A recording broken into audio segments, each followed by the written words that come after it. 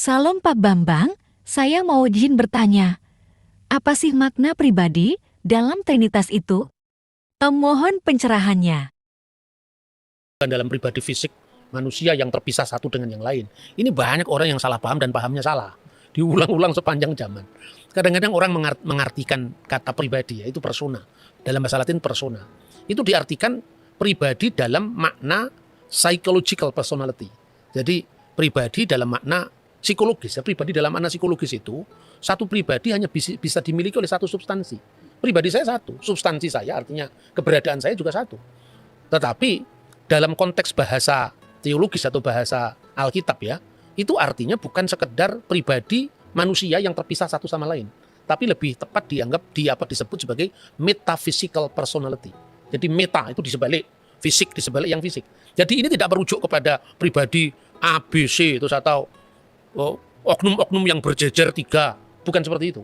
Makanya di dalam bahasa Latin ya, itu disebut una substantia tres persona. Jadi artinya satu substansi dalam tiga persona.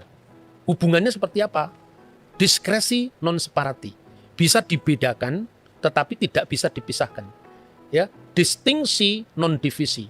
Jadi dia memiliki kekasan masing-masing. Jadi Bapa bukanlah Putra, Putra bukanlah Roh Kudus bukan Bapa, tapi Bapa, Putra dan Roh Kudus adalah Allah yang esa.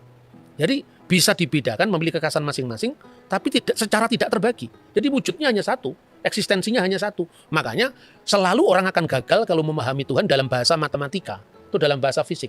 Bahkan kalau kita belajar yang namanya ya ilmu filsafat dasar, filsafat di sini bukan aliran filsafat ya, artinya disiplin berpikir yang benar. Ada paling sederhana orang belajar filsafat atau filsafat teologi lah.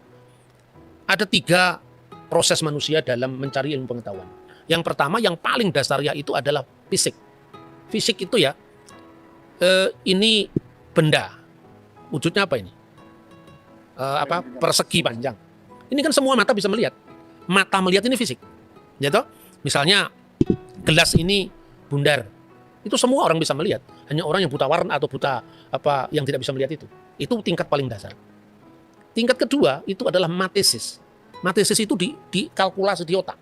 Misalnya 3 kali 3 sama dengan 9 misalnya. 5 kali 5 sama dengan 25. 25 kali 5 sama dengan 125. Mana 125? Ditulis 1, 2, 5 itu kan angka. Itu simbolnya 125. Tapi 125 sendiri itu ada di alam kalkulatif kita. Bukan di wujud fisik. Apalagi kalau dikatakan 1 juta kali 1 juta malah tidak bisa digambar. Nah itu matesis ya. Baru yang terakhir itu metafisik. Di sebalik yang fisik, di sebalik yang matematis. Itulah Tuhan, itulah alam keabadian.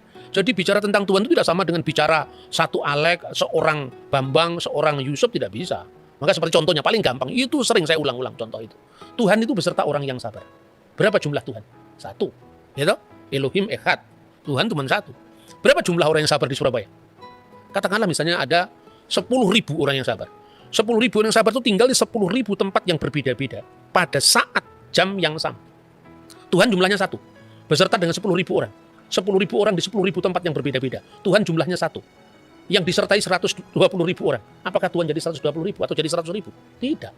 Karena Tuhan itu roh. Roh itu bukan dalam makna fisik toh, artinya dia hadir di segala tempat, di segala ruang, di segala waktu, beyond time, beyond space. Itu maknanya bahwa Allah itu tidak bisa disamakan dengan manusia. Begitu juga pribadi.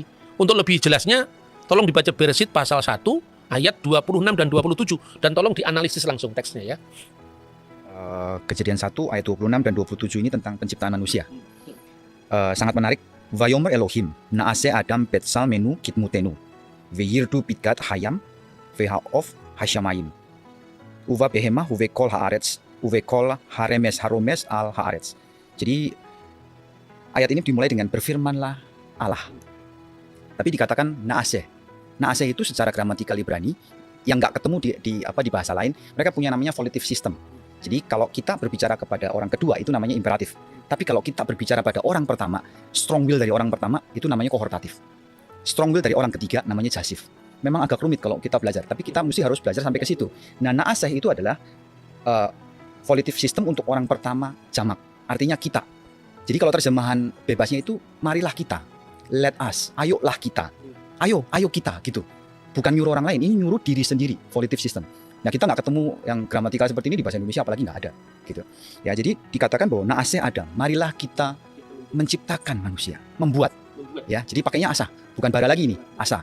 Karena dibuat dari sesuatu yang substansinya sudah ada. Ya, nanti ya, dari debu tanah menjadi manusia. Nah, Adam ini diciptakan untuk menguasai. Ya, itu kita belakangnya sudah tahu. Cuman gramatikal yang menarik adalah ketika Tuhan seperti berbicara kepada dirinya sendiri. Ayolah gitu. Oke Pak Bambang, penjelasan Anda sangat mencerahkan dan menguatkan iman kami. Terima kasih, Tuhan Yesus memberkati.